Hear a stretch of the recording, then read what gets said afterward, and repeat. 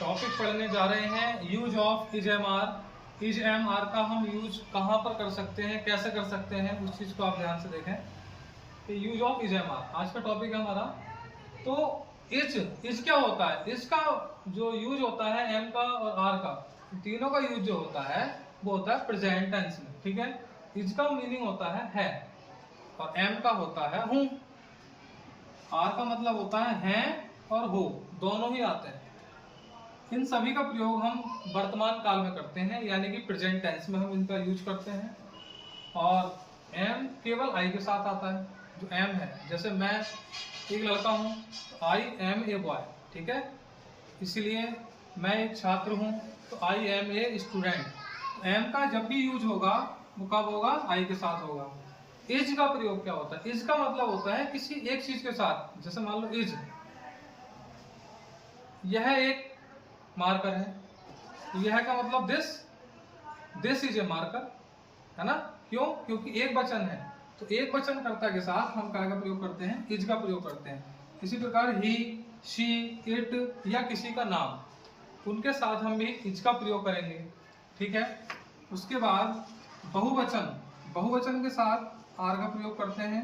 ठीक है, आर का प्रयोग बहुवचन का मतलब हम, तुम, वे, यानी कि वी, यू, दे, इनके साथ हम आर का यूज करेंगे। स्ट्रक्चर इसका यह है कि सबसे पहला सेंटेंस जब हम बनाएंगे तो उसके सबसे पहला आएगा सब्जेक्ट, और सब्जेक्ट के बाद आता है इज एम आर। वो सब्जेक्ट के अकॉर्डिंग आएगा कि सब्जेक्ट के अकॉर्डिंग इज लगना है, एम लगना है, आर लगना है, वो सब इसके अकॉर्डिंग आएगा। उसके बाद आता है आपका ऑब्जेक्ट। अब जैसे एक एग्जांपल देखते हैं, मैं एक छात्र हूं, मैं अभी बताया था मैंने कि मैं कौन है यहाँ पर, आई।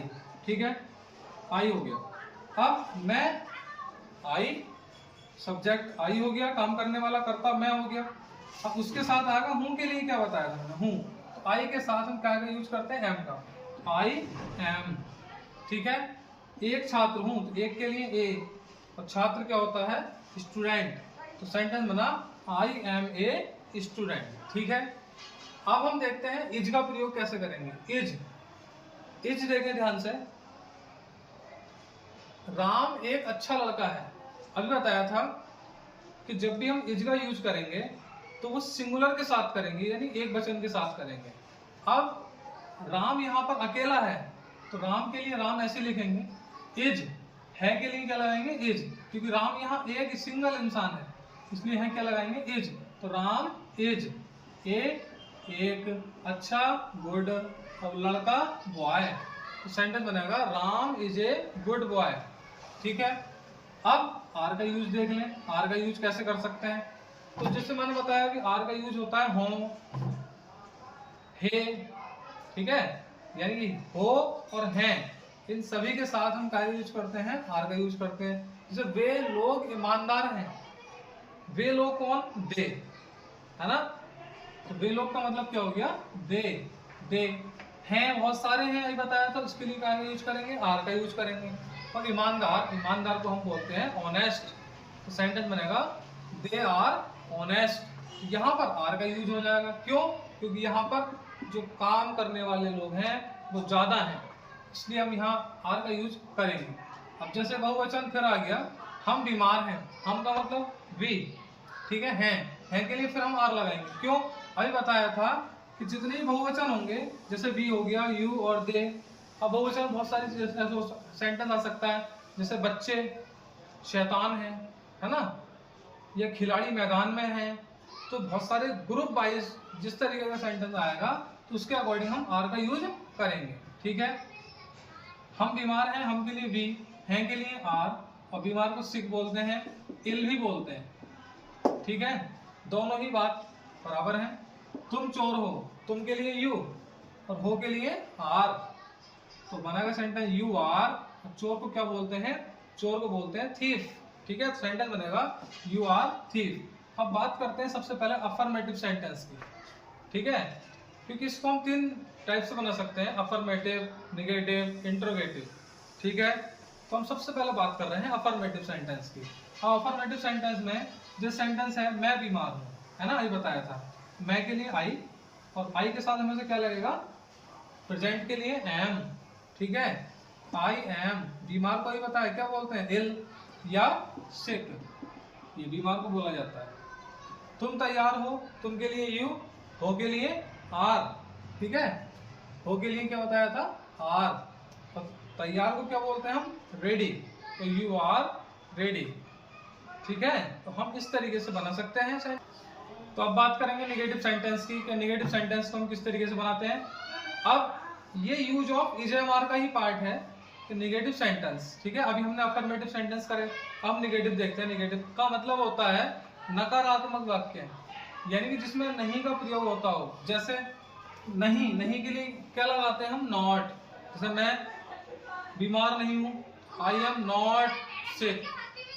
तुम बीमार नहीं हो, यू आर नॉट सिक।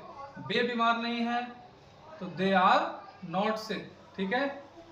आप नहीं के लिए तो नॉट लगाते हैं। अच्छा, एक वर्ड आता है कभी नहीं, कभी नहीं के लिए क्या यूज करते हैं बताइए, कभी नहीं के लिए लगाते हैं नेवर। नेवर माने क्या होता है, कभी नहीं। अब जैसे सेंटेंस मान लीजिए ये है, नहीं की बात करते हैं नेगेटिव सेंटेंस के लिए, कि जैसे तुम तैयार नहीं हो, है ना, तुम तैयार नहीं हो, तो तुम के लिए क्या लगाएंगे हम, यू, और हो के लिए आर, नहीं के लिए नॉट, और तैयार को क्या बताया था, रेडी। सेंटेंस बन गया यू आर नॉट रेडी, ठीक है। इसी टाइप से हम दूसरा बना सकते हैं। कैसे, जैसे हम मैदान में नहीं है, है ना, तो हम के लिए क्या लगाएंगे, वी, और वी के साथ आर। क्यों, क्योंकि वी क्या है, वी है हमारा बहुवचन, और जब वी बहुवचन है तो उसके साथ हम आर का यूज करेंगे। तो वी आर, नहीं के लिए बताया था नॉट, ठीक है। मे का जब भी यूज हो तो इन द लगाएंगे हम। कैसे, इन द, और इन द यूज करते हैं मे के लिए। और मैदान को क्या बोलते हैं हम, मैदान को बोलते हैं फील्ड। तो सेंटेंस बन जाएगा we are not in the field, FIELD।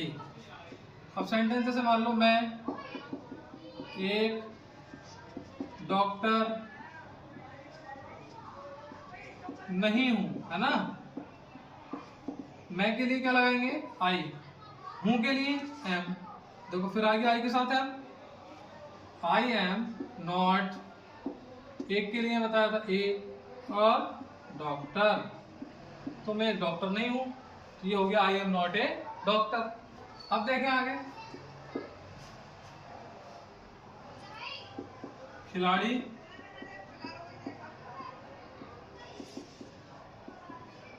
मैदान में नहीं है, खिलाड़ी मैदान में नहीं है, तो खिलाड़ी को क्या बोलते हैं। अब पता है खिलाड़ी एक तो है, खिलाड़ी तो बहुत सारे होंगे मैदान में होंगे, तो खिलाड़ी मैदान में नहीं है। अगर होता है तो है के लिए तो इज लगाते हैं, लेकिन है यहाँ बहुत सारे बोल दिए उसमें है, तो है के लिए क्या लगाएंगे, आर। तो खिलाड़ी क्यों बोलते हैं, द प्लेयर्स। प्लेयर माने एक खिलाड़ी होता है, और जब बहुवचन बदलेंगे इसका तो प्लेयर का हो जाएगा प्लेयर्स, तो द प्लेयर्स, हैं के लिए आर, ठीक है। और नॉट, नहीं के लिए, मे के लिए क्या बताया था अभी, इन द फील्ड, FIELD। तो ये हो गया आपका नेगेटिव सेंटेंस, ठीक है, आप इसको नोट कर सकते हैं। अब हम बात करेंगे इंटरोगेटिव सेंटेंस की, क्योंकि हमने अभी अफर्मेटिव नेगेटिव सेंटेंस कर लिए हैं। अब बात करेंगे इंटरोगेटिव सेंटेंस की। इंटरोगेटिव सेंटेंस को हिंदी में बोलते हैं प्रश्नवाचक वाक्य, ठीक है। इस सेंटेंस की पहचान ये है कि आपको लास्ट में एक क्वेश्चन मार्क जरूर लगा हुआ मिलेगा, और इसको बड़े ही ध्यान से बनाना पड़ता है। इस सेंटेंस का पहला वाक्य देखे ध्यान से। पहला वाक्य है इसका, क्या वह एक लड़का है, क्या वह एक लड़का है। इसको हम आपको स्टार्टिंग से बना के दिखाते हैं ना। अभी तक हम सेंटेंस इतना बना रहे थे कि वह एक लड़का है, तो वह के लिए हम क्या लगा रहे थे, ही इज ए बॉय, ये बना रहे थे। बस इसमें काम इतना जुड़ गया कि जो आपका हेल्पिंग वर्ब है इज एम आर, वो पहले लग जाएगी, यानी कि सेंटेंस के शुरू में, तो यहां से हट जाएगी। सेंटेंस क्या बनेगा, is he a boy, last में क्या लगेगा, क्वेश्चन मार्क। और इतनी सी बात याद रखनी है। जैसे दूसरा सेंटेंस है, क्या तुम एक खिलाड़ी हो, है ना। अब इसको कैसे बनाना है, हमने क्या बताया, क्या को थोड़ी देर के लिए भूल जाओ। यू आर, आर कहाँ लग जाएगा, शुरू में। और सेंटेंस का पहला लेटर कैपिटल बनाना है, ये बात ध्यान रखना, ठीक है। अब हम लिखेंगे आर यू ए, खिलाड़ी को क्या बोलते हैं, player, are you a player. तीसरी बात,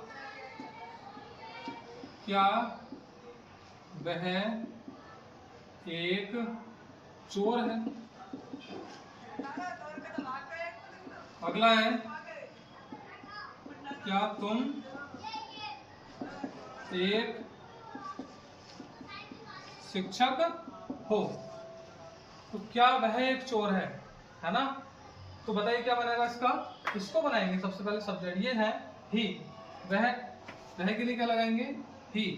इज कहाँ लगाएंगे हम, स्टार्टिंग में लगाएंगे। क्यों, क्योंकि वाक्य कैसा है, प्रश्नवाचक वाक्य है, लास्ट में क्वेश्चन मार्क लग रहा है, शुरू में क्या भी लिख रहा है, ठीक है। तो क्वेश्चन पूछा जाता है, इज ही ए, चोर को क्या बोलते हैं, चोर को बोलते हैं थीफ, और लास्ट में क्वेश्चन मार्क। क्या तुम एक शिक्षक हो, तो हो के लिए क्या लगाते हैं हम, आर, और हमारा सब्जेक्ट क्या है, you, are you a teacher, और लास्ट में क्वेश्चन मार्क लगा देंगे, ठीक है।